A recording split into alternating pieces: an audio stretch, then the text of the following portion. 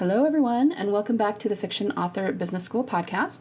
Today's episode is actually a video I created and put into the Legendary Fiction Forge membership.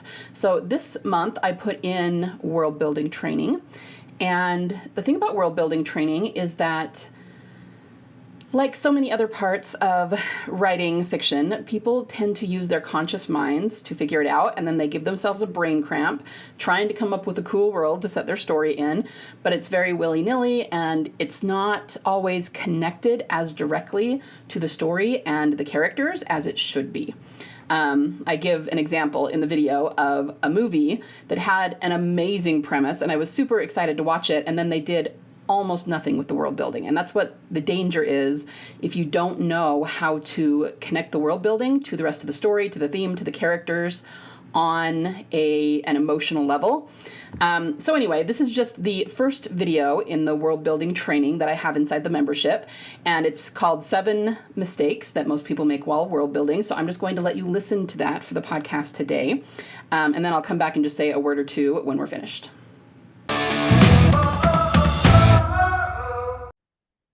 All right, welcome to the module on world building. We are going to start with our 7 mistakes, which I know sounds like a lot, but I will be going through them pretty quickly, just kind of introducing you to them, and then we'll kind of learn what to do instead, how to fix them in the subsequent videos. I will say that when I was going through these, a lot of them kind of feed into each other, so I felt like at various times maybe I should combine a few of them, but I wanted to talk about different things for each one, so I just decided to leave them separate, but you will find that they do kind of overlap some of them. So the 7 mistakes we'll be covering are not being intentional about your world building, thinking you don't need much world building because of your genre, not using the world to drive your story, not entangling the world with your character's inner journey, not having the character choices affect the world, making the world building a background detail rather than a character in the story, and not intentionally planning the nuances of the world. So let's dive into these and talk about what they mean. Number 1, not being intentional about world building. Welcome to me. I'm sure by now you are probably sick of hearing me tell you to be intentional, but this is pivotal. You want to make sure that you are covering all of your world building before you get started. And the reason for this, it really goes back to, of course, being cohesive and really having thought out the world of your story. But more than that, it's a lot about the energy that I often talk about that is projected into your story. If it feels like your world is not very well thought out and it was an afterthought, your reader is going to pick up on that. Okay, so at the best, they're just not going to connect with the story very well. And at the worst, they're going to complain about it loudly in the reviews. And obviously, we don't want that, right? So just like everything else, you need to do a little bit of planning. So how are you going to fix this? I want you to consider each aspect of world building, and we're going to get into the details of this in the later videos. You're going to journal on it. Again, big surprise, right? You're going to decide if it will serve your story. So I'm actually going to give you a lot of different aspects of world building here, and I am not by any means saying that you have to use them all in every story. Not at all. Not at all.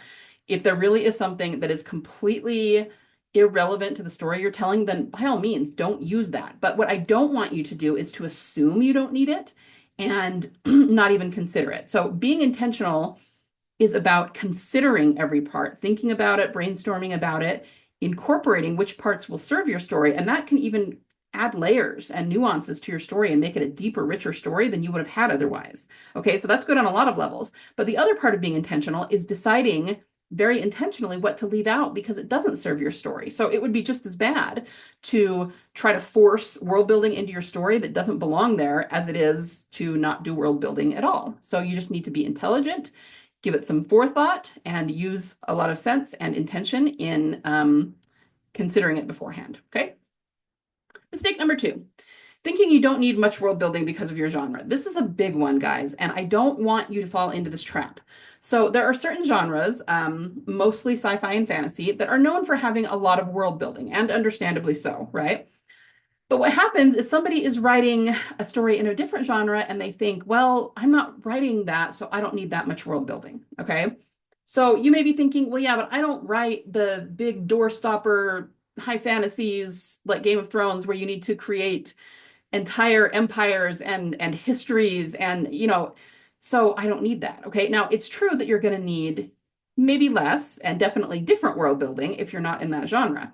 So let's say the example I like to use is, what if you're writing a contemporary romance and um, it's set mostly in like a workplace environment. So maybe the heroine is in love with her boss or something, and it's set mostly in an accounting firm. Okay, I try to come up with some place that sounds kind of boring, right? Now, what most people think, most authors, I mean, is that, well, she's living in a contemporary world. There's no magic. There's nothing that's very different from our world, so I don't need world building. That's incorrect.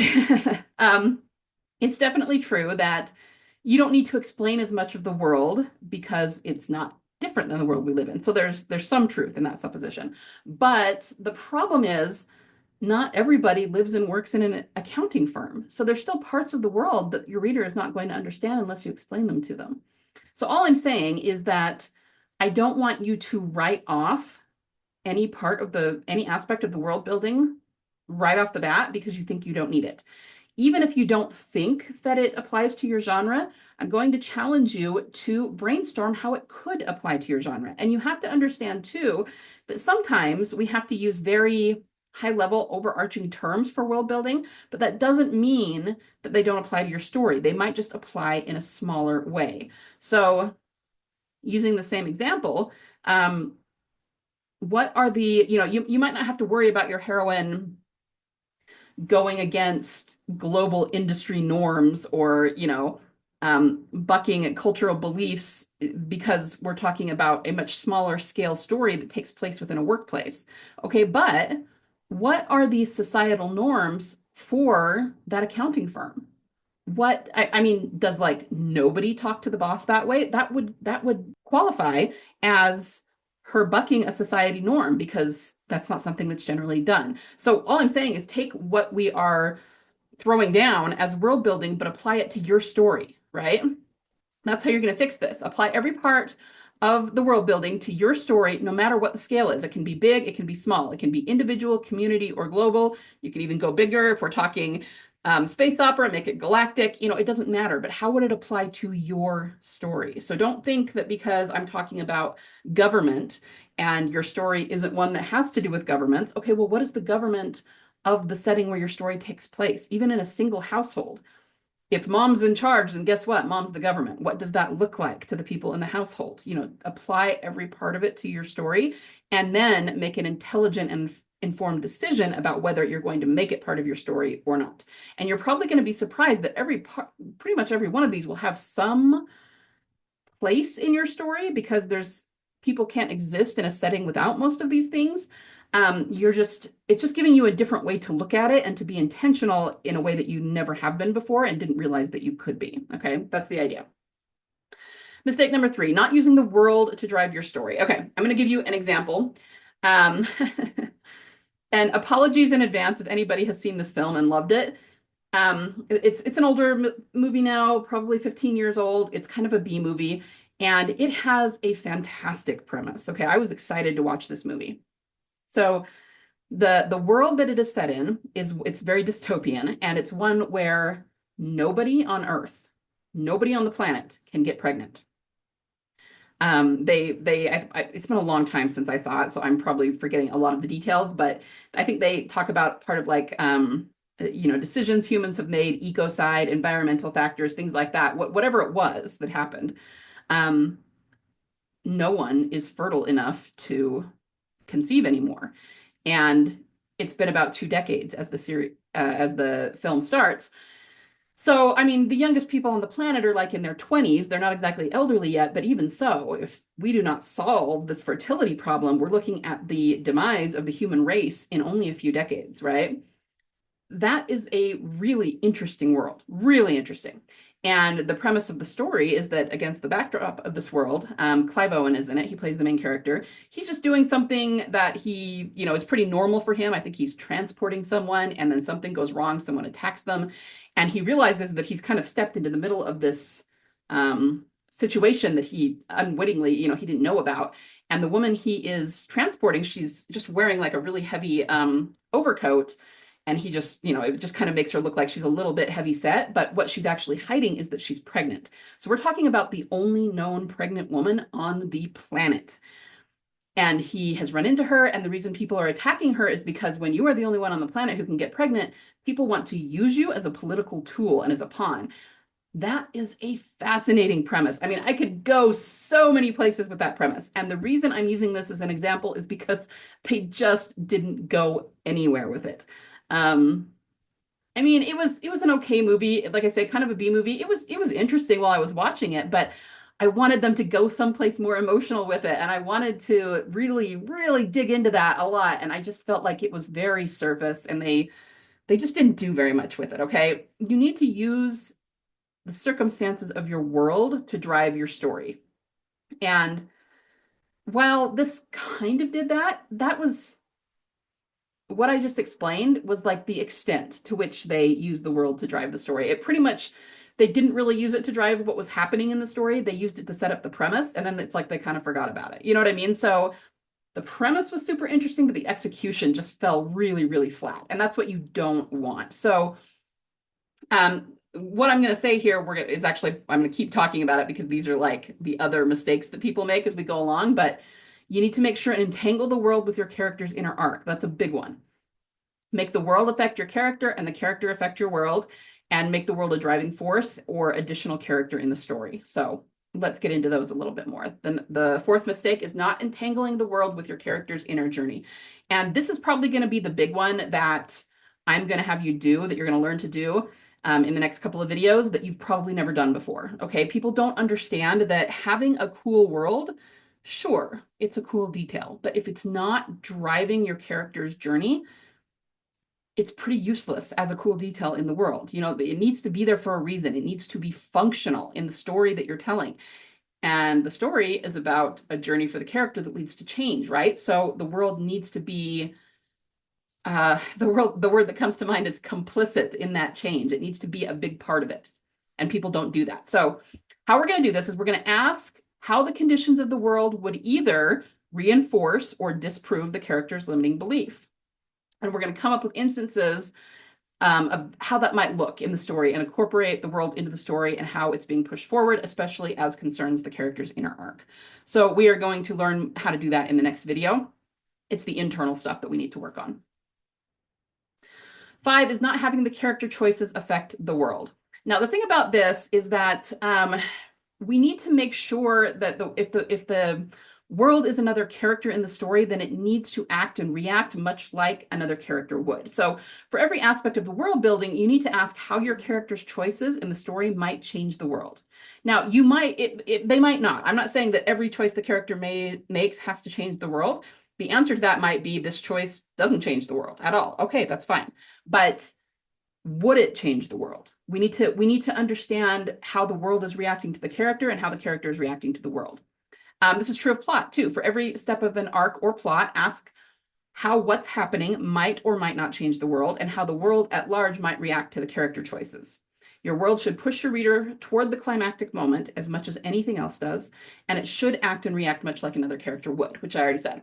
So let's think of an example. If you have a character that is railing against the societal norm, there's got to be a pushback to that. So, you know, a really obvious example would be like, let's say it's like an anti-slavery story, okay? If somebody is trying to abolish slavery or just free a single slave, there's got to be a pushback to that. And it doesn't mean like the world, like the earth itself is pushing back, but how is society pushing back? Is there somebody coming to stop them? Is that going to change the way other people see things? It's very common, especially in revolutionary stories, that even if the person who is fomenting the revolution doesn't succeed, that changes the way that people see the government and see the conditions they're under. And that is the world changing because of the character choices. So again, that might not apply in your story. And if not, that's fine, but it's something you need to consider. Are the character choices changing the world? Is the world changing the character? How is the character reacting to the world? How is the world reacting to the character? These are questions nobody tends to ask when they're creating their story, and they can create such depth and nuance and more layers of your story. So this is another mistake people make. Number 6, making the world building a background detail rather than a character in the story. I've kind of covered this already, right? The setting should always be an additional character in the story. So think of it like a scene with 4 characters in it. If you have 4 characters in a story, you can only have 1 character talking at a time. So you need to keep track of them all. Okay. The more people you have in a scene, the trickier it is. But if you're going to write that kind of scene, you always need to be asking, what is everyone else doing, right? What is character 1 doing while character 2 is talking? What is character 3 doing? Where is character 4? And you don't have to necessarily, write every single detail of that at every single moment, but you just don't want the reader to lose track of where the characters are. You don't want one of the characters to speak up and the reader to go, oh, I forgot they were in the room. Are they in the room? Okay, so that's a skill. I'm sure some of you have written scenes like that before, but your world is exactly the same way. It's like another character. So always be asking what is going on right now with your world and your world building elements. And, it kind of goes back to the mistake number 5 that I talked about. What is the world doing in reaction to what the characters are doing? Are they doing anything? Because it really could be, I'm thinking of Lord of the Rings. Sauron and his evil minions were always reacting to what was happening on the front lines with, Aragorn and Theoden, and it's like the big wars, right? Sauron wasn't reacting to what was happening with Frodo because he couldn't see him, right? He didn't know where he was. So that's an example of saying, okay, where is everyone? Who is the world reacting to? Why? And why aren't they reacting to this over here? As long as you can answer those questions, you're golden. But if you don't know, a reader at some point is going to ask that, and it's going to come across as a hole in your story. So just be aware of that. And number 7, not intentionally planning the nuances of their world. This is a lot like mistake number 1. I talked about nuance, or I talked about intentionality in mistake number 1, but here we're specifically talking about the nuance. When I say the nuances, I mean the way that the world shows up physically in your story. So all the different aspects of your story, which I'm going to give you a list and journal prompts for, but I just want you to go through each and every journal prompt, journal on the questions given. You'll get those in a subsequent video.